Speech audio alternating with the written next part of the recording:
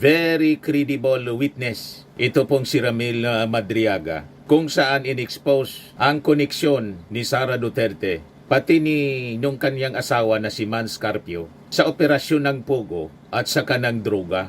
Pero sabi po ni Attorney Wilfredo Garrido, ang nagpahamak daw kay Sara Duterte si Harry Roque. Makita niya, Mr. Maravilla, si Harry Roque. Yan ang sabi ni Attorney Garrido. I-share ko sa inyo yung ganyang post, mga kababaya. May punto si Attorney Garrido. Talagang si Harry Roque, pahamak sa mga Duterte. Malas. Isabi ko sa inyo, yung mga aksyon ni Harry Roque, lahat sablay. At dahil dito, malamang si Sara Duterte hindi lang impeachment, kundi kasong plunder ang kakarapin, mga kababayan, in the coming days.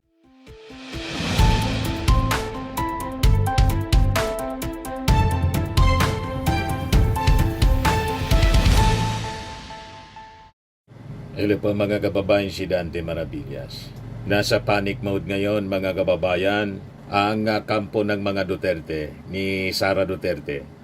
Dahil sa atomic bombshell na binitawan, mga kababayan, ng dating close aide ni Sara Duterte na si Ramil Madriaga. It strikes a nerve, mga kababayan, sa kampo ng mga Duterte, lalo na kay Sara Duterte, na malamang sa malamang, this could result, mga kababayan, sa total collapse ng political ambition ni Sara Duterte sa 2028 presidential elections. At yung timing, talagang masasabi natin, perfect timing po, yung naging pasabog. Kasi, di ba, 2026, ang sabi ni Sara Duterte sa mga interviews ng mainstream media, nang tanungin ng kanyang plano for 2028 presidential elections. Pag January 2026 niya, mag-a-announce na ako kung ako ay tatakbo o hindi. Comes now, this bombshell expose ng isang close aide ni Sara Duterte na it can be likened, mga kababayan, sa bomba atomika na inihulog ng Amerika sa Hiroshima at saka Nagasaki that ended the war. Ganyan katindi po. Kaya panic mode ngayon ang kampo ng mga Duterte. Makikita ninyo sa mga post nila sa social media. Sabay-sabay na activated lahat ng mga DDS influencers. Sabay-sabay na umatake laban kay Ramil Madriaga, trying to destroy the narrative. Yung kwento mismo, sabay-sabay, mga kababayan, na sinisiraan ngayon ng mga DDS influencers si Madriaga. So anong ibig sabihin nun? Ang ibig sabihin nun, credible po si very credible witness. Ito pong si Ramil Madriaga, kung saan in-expose ang koneksyon ni Sara Duterte pati ni nung kanyang asawa na si Mans Carpio sa operasyon ng Pogo at sa kanang droga. Pero sabi po ni Attorney Wilfredo Garrido, ang nagpahamak daw kay Sara Duterte si Harry Roque. Makita niya, Mr. Maravilla, si Harry Roque. Yan ang sabi ni Attorney Garrido. I-share ko sa inyo yung ganyang post, mga kababaya. May punto si Attorney Garrido. Talagang si Harry Roque, pahamak sa mga Duterte. Malas. Isabi ko sa inyo, yung mga aksyon ni Harry Roque, lahat sablay. At dahil dito, malamang si Sara Duterte hindi lang impeachment, kundi kasong plunder ang kakarapin, mga kababayan, in the coming days. Yan ang pahamak na dating spokesperson ni dating Pangulong Digong, si Harry Roque, pinahamak si Sara. Yan yung post ni Attorney Wilfredo Garrido. Basahin ko po. Sabi niya, Harry Roque to blame for jailing Sara's bagman? If you were to gather the tidbits of information floating ground the rumor mills, Harry Roque is in far greater trouble than he already appeared to be. As Duterte's spokes, he acquired a 400-hectare property in Bataan which he developed into a Pogo hub. Apart from being accused of land grabbing, By the locals, he became deeply entangled in pogo operations for which he is now facing charges of human trafficking. 4 of his pogo clients were later abducted and tortured by a notorious kidnapper by the name of Ramil Madriaga. Who is this Ramil Madriaga? She is Sara Duterte's close friend dating back to their days as law students in San Sebastian College. Madriaga later turned to criminality after he flanked the bar in which he gained notoriety for torturing his kidnapped victims to terrorize the relatives into coughing up tens of millions in ransom. He was caught and imprisoned in the 1990s but was later acquitted by the Supreme Court. He ingratiated himself with Sara, founding the group Isip Inday Sara is My President movement, which campaigned for her in the unit team. Despite this record, or because of it, he became part of Sara's inner circle when she became vice president, working closely with her security apparatus to become her bagman. We were all wondering what happened to the 125 million that she blew in 11 days. Well, we now have the answer. Madriaga parceled it out into duffel bags containing 30 million pesos cash each and draft them off in various locations, including a comedy bar and Hold Your Breath, the office of the Ombudsman. Yan mga kababayan mismo, yung laman ng naging affidavit, pirmado, at yung notary na pumirmang abogado, hindi ipiki. Tulad ng in-execute na affidavit ni Gutesa, piki yung pirma sa notaryo.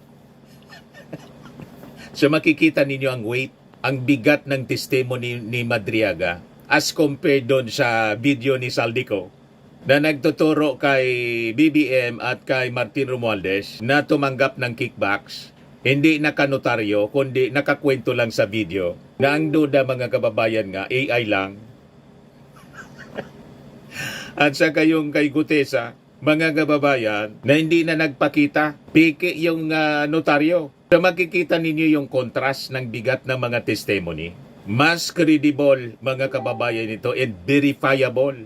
Yung kanyang mga ebidensya, nagsabi pa yung attorney ni Madriaga na nag-execute ng affidavit nito sa interview ng mainstream media ng One News to support the claims nitong si Madriaga. Nakapreserve niya sa korte yung mga text messages na nandun sa kanyang cellphone. So napakabigat nito mga kababayan. Balikan natin yung sinasabi dito, post ni attorney Wilfredo Garrido na si attorney Harry Roque ang nagpamak. Kita ninyo mga kababayan. Sabi niya dito, fast forward to 2025, Madriaga is back in jail. Again charged with kidnapping. Between 2022 and 2023, having burned his bridges to Marcos Jr., he turned to law practice and prosecuted Madriaga for kidnapping and torturing 4 of his pogo clients. It is not clear if Madriaga did this as a sideline while working as Sara's bagman, but suffice it to say that she could not protect him from the law enforcement officers. It is intriguing to see that Nicolas Torre was CIDG chief at this time. Harry later got into trouble of his own, spiraling down the rabbit hole from lawyering to the realm of human trafficking, so that he is as much in trouble as the man he prosecuted, Madriaga. The only difference, he was able to flee abroad with tail between his legs and is now an asylum seeker in The Hague, just ahead of the long arm of the law.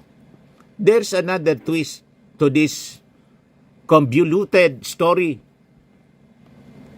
Madriaga has now turned against Sara and become a whistleblower, having executed an affidavit divulging his role as Sarah's bagman and her family's ties to drug smuggling. Apparently, her visit in prison has neither mollified nor appeased a restless Madriaga, and he is willing to bite the hand that fed. That will further sour up her coming year, 2026, with another impeachment case shaping up in February. Sabi ko sa inyo, laking problema po ni Sara Duterte. Hindi lang po impeachment, malamang plunder. Dahil sa in-execute na affidavit, hindi lang 30 to 35 million, may 80 million pa na dineliver at 1 billion. Hindi na po sa bag or maleta, duffel bag, hindi pa maleta pala yung nilagyan. Duffel bag. Pagkatapos buong sasakyan na, Toyota Vios at Toyota Grandia. Yung 1 billion na dineliver mga kababayan, sabi sa affidavit ni Madriaga, matindi. So makikita ninyo mga kababayan, yung kasabihan na nga, the old saying, kung ano yung inyong itinanim, yung ang iyong aanihin. What you sow, you reap. Kung ano yung ginagawa ng kampo ng mga Duterte para siraan si Martin Romualdez at yung ating Pangulo para pabagsakin, ito ngayon ang nangyayari. Nag-backfire lahat. Pero ibang witness ngayon. Ang biglang lumitaw. So makikita natin, Gotesa is out, Madriaga is in. Ito ngayon ang pinagtifiestahan ng mainstream in social media na bombshell. Ito yung totoong bombshell. It is like an atomic bomb na binitawan ng Amerika sa Hiroshima, Nagasaki, that ended the war. And this could be the end ng political ambition mga kababayan ni Sara Duterte sa matinding expose na binitawan po ng kanyang dating bagman. Nakikita na ninyo ang the writings on the wall becoming clearer and clearer. Tinimbang ka ngunit kulang. Your days are numbered. Sabi po sa Daniel. Mene, tekel o parsin. So sabi dito mga kababayan, as for Harry, he is now caught between the devil and the deep blue sea, in trouble with the Philippine government and now with the DDS for putting Madriaga in jail, thus opening a can of worms. His world has shrunk even tighter, squeezed between kadiliman and kasamaan. There is perhaps one way out for him if he turns into a whistleblower himself that will add redemption to his life story. Human rights lawyer, mother, human trafficker, whistleblower. Pinamak ni Ari Roque si Sara Duterte. Inipit itong si Madriaga kinasuhan. O ngayon mga kababayan, sa sama ng loob, kasi sabi ng abogado ni Madriaga, ang feeling daw niya abandon.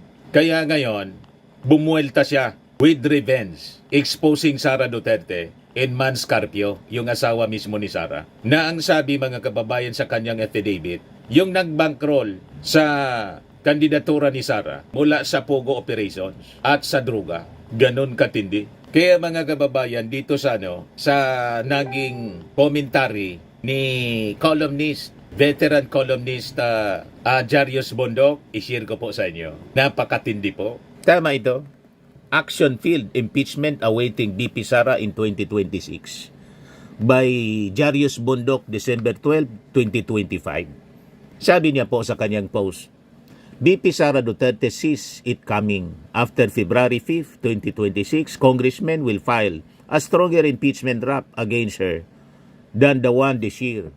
The new case alleges her multi-billion peso corruption, bribery, undeclared cash transfers, money laundering, and more. Documents and testimonies are being lined up.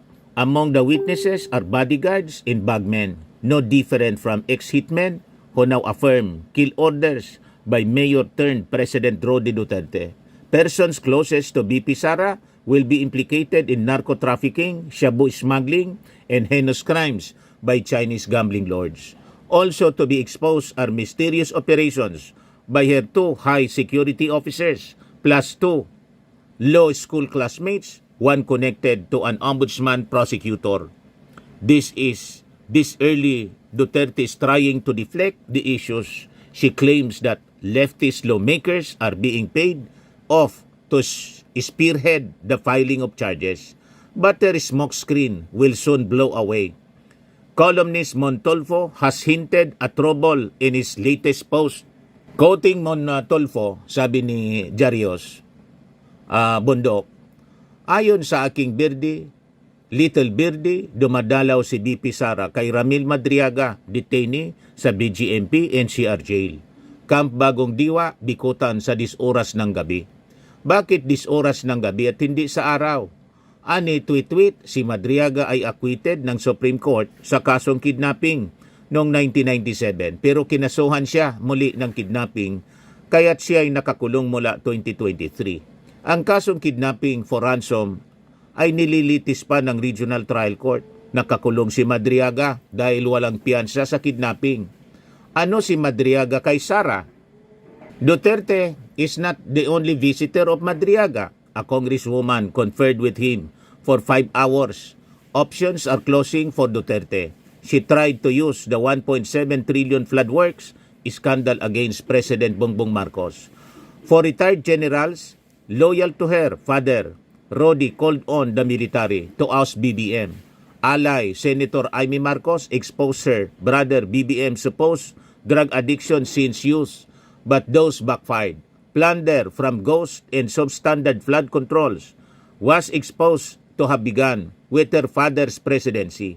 The 4 generals have no following. Aime's story gained no traction. The public simply tired of the political bickering. 7 complaints filed against Duterte on February 5, 2025 were solid. Live stream assassination plot against BBM, First Lady Lisa Marcos, and Speaker Martin Romualdez. Malversation of 612 million confidential funds. Bribery of DepEd procurement officers. 2.2 billion unexplained deposits jointly with Father Rodi. Involvement in extrajudicial killings inciting to rebellion, misconduct like announcing to decapitate the president, entering and throwing Marcos Sr.'s remains into the sea, exonerating a pastor accused of child rape. But majority senators, obvious loyalists, refused to try her forthwith in breach of constitution. Nothing happened till July 2025. Then several loyalist senators termed out. Neutral ones came in. Duterte's fate hung in the balance. So yun ang commentary sa post mga kababayan ni Jarios Bundok. O ngayon, with the affidavit po ni Madriaga, napakabigat yung kanyang mga aligasyon. Dito natin intindihan kung saan napunta yung confidential funds ni Sara Duterte na nalunok for 11 days. Yung missing link, ito pala mga kababayan ang missing link, yung testimony ni Madriaga. Ngayon, to refresh your mind, nang naging investigasyon noon ng Congress, i-replay ko sa inyo yung pagtatanong ng ilang congressmen in relation sa investigasyon mga kababayan ng Kongreso sa confidential funds ni Sara Duterte. Pakinggan po natin. Madam Speaker, ayon din sa mga nakaraang usapin, lumalabas na ginastos ng OVP ang halagang 125 million sa 19 na araw, 19 days lamang. Gabriela Partelista, Congresswoman yan. Panahon, Madam Speaker. Si Brosas. Aring ito.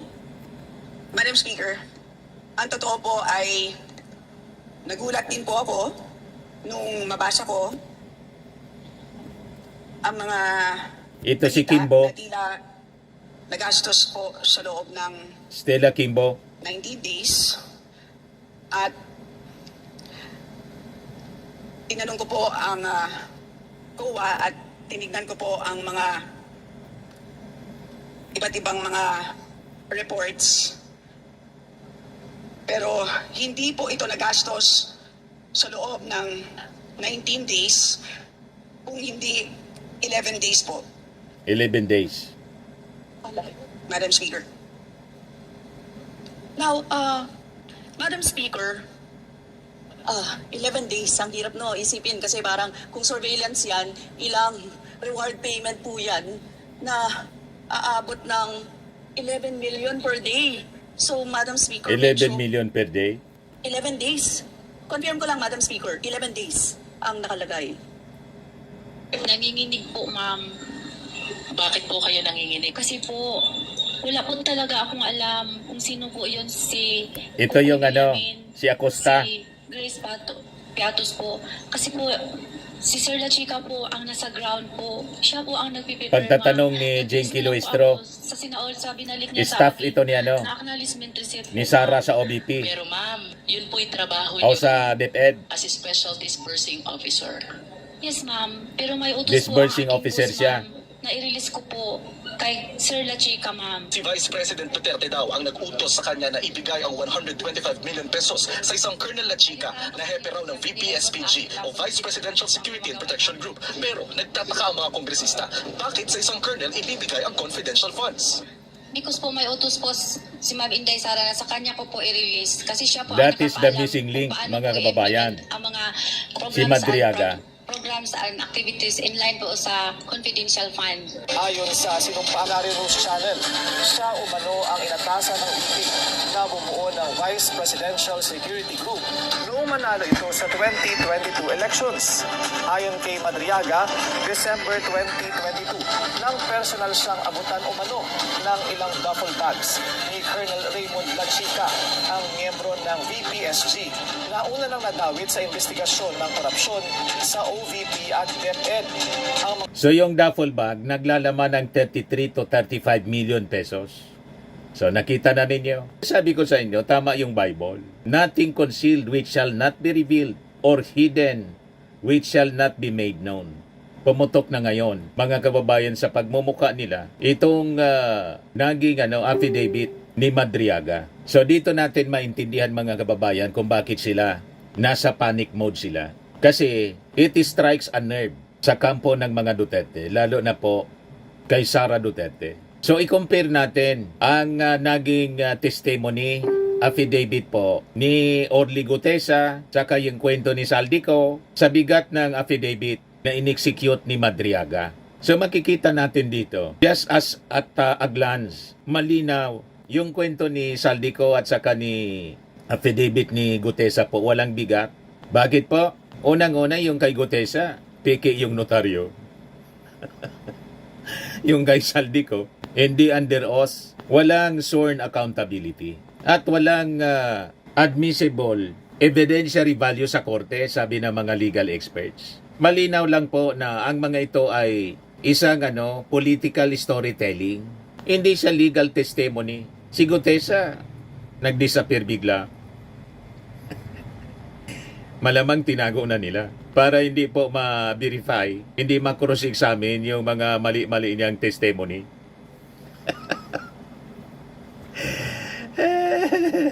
Kaya makita ninyo ngayon, hanggang ngayon, wala silang maipresentang prueba na nanatiling marites, chismis sa labas po ng judicial system. Kaya tingnan ninyo, nag-die down na siya. At never siya na nag-result sa pagpanik ng kampo ng ating Pangulo at maging ni relax si Martin Romualdez.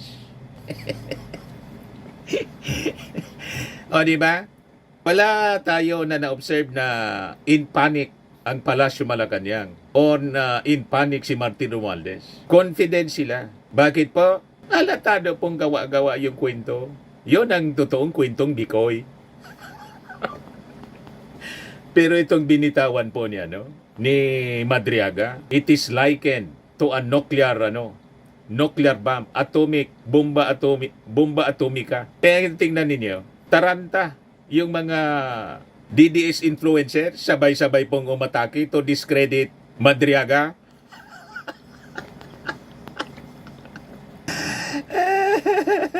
Si Harry Roque, si Trixie Angeles, si Kifi, si Sasot, si Tio Moreno, lahat sila, si Marlica, lahat ng mga DDS vloggers, taranta kung paano nila, mga kababayan, sisiraan si Madriaga. I-discredit po yung testimony ni Madriaga na naka-affidavit po. Na makikita ninyo, ibang klaseng hayop, ika nga, yung naging affidavit ni Madriaga, notarized subscribe and sworn. At nang nagtestimony mismo, nagpatunay yung kanyang abogado. Yung abogado mismo niya. Subscribe and sworn, mga kababayan. Executed under oath at ginawa ng isang career intelligence operative na may credentials po sa EIB, NSC, ISAP, RIPS at PSG, General Headquarters. You see, makikita ninyo yung credentials ng nag-execute ng affidavit. Kaya kung may bigat, kung may credibility, kung may direct knowledge, ito yon si Madriaga, isang dating close aide mga kababayan ni Sara Duterte, na ang sabi ni Montolfo, sa 10 oras ng gabi, binibisita doon sa binibisita mga kababayan sa kanyang detention cell. So ngayon, ang tanong, bakit mas mabigat po ang naging expose, affidavit po ni Madriaga? Ang sagot po niyan, may pattern po, may timeline sa kanyang kwento.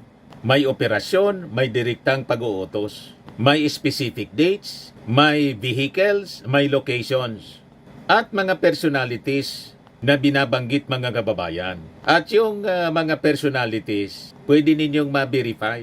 Verifiable po siya.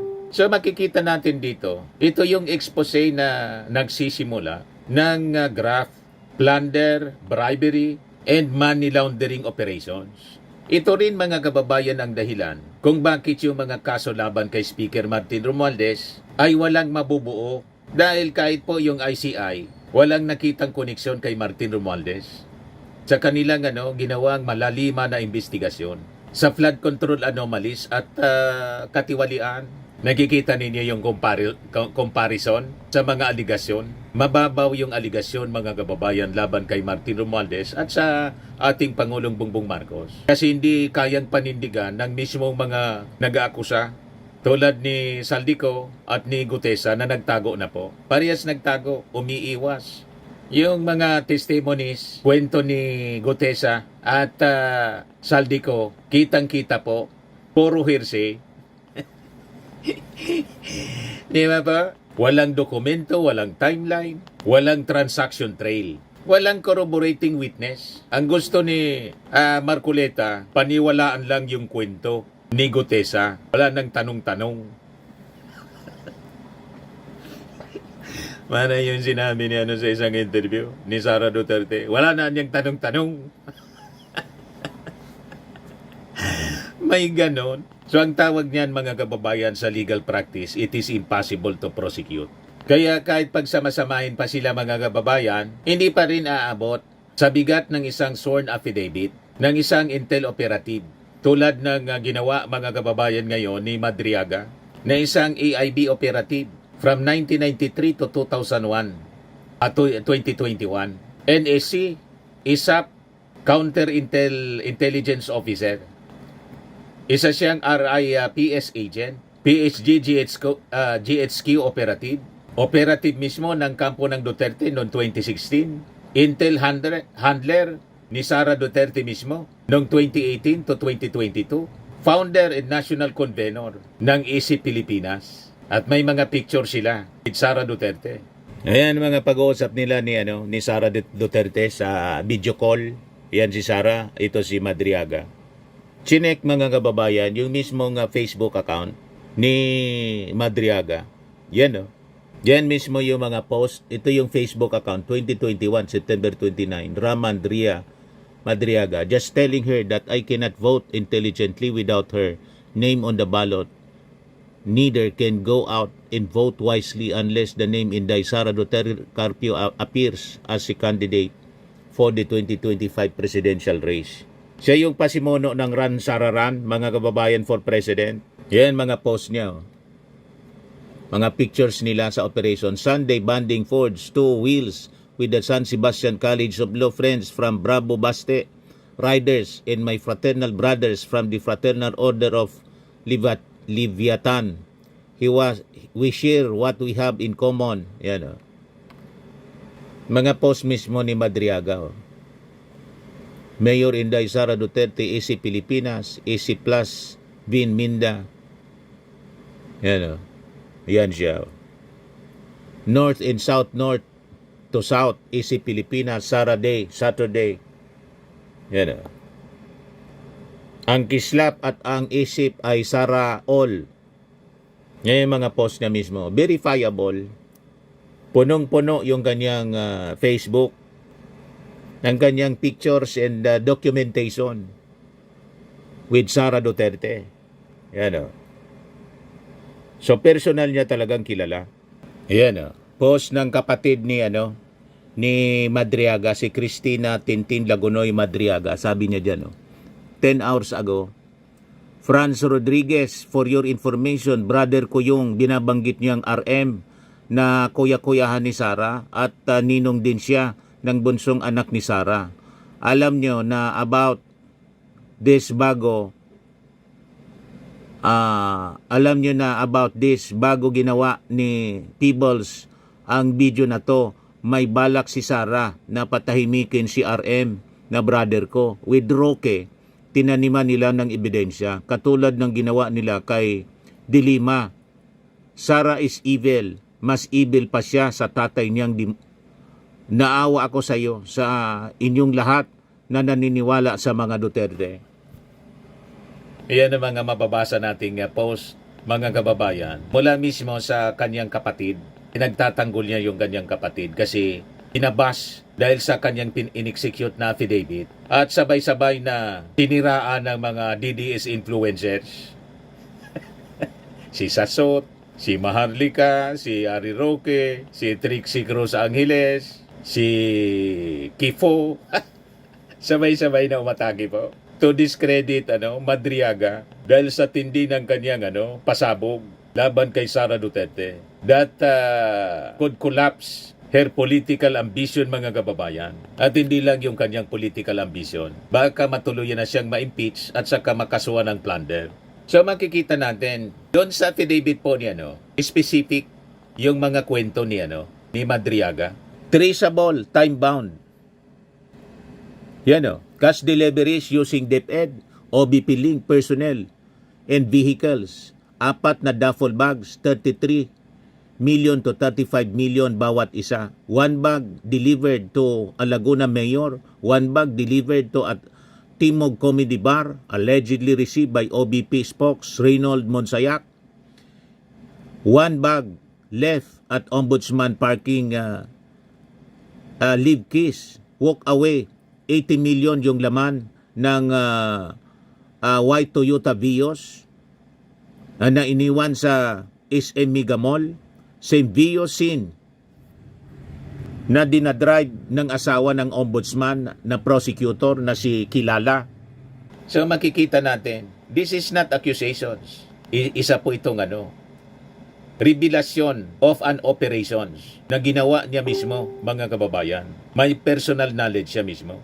Ano pa? 1 billion pesos inside a super grandia dineliver noong 2020.